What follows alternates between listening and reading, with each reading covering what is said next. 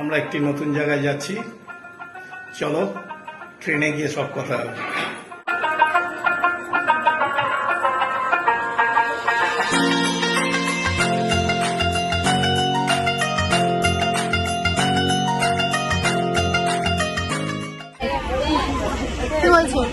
এতদিন আগে টিকিট কেটে এত জঘন্য সিট পাওয়া যায় এটা।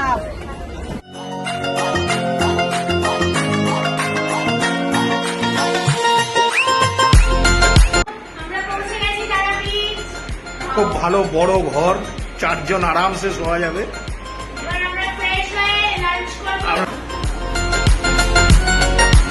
মায়ের মন্দিরে এসছি আমরা।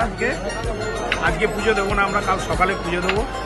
মায়ের মন্দিরটা একটু ভালো করে চারিদিকটা দেখে নিন, খুব সুন্দর পরিবেশ।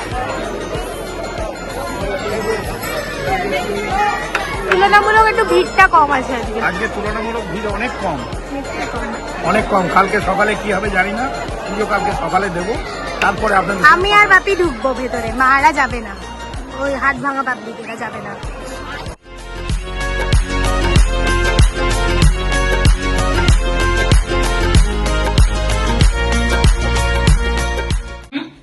পৌনে 5টা এখন আমরা বেরোচ্ছি পুজো দেওয়ার জন্য। পুজো দেব আমরা। এই যে আমার বড়জন, এই যে আমার গিন্নি, এই যে আমার ছোটজন, রেডি ব্যাগ নিয়ে আমরা মন্দিরের দিকে রওনা হলাম।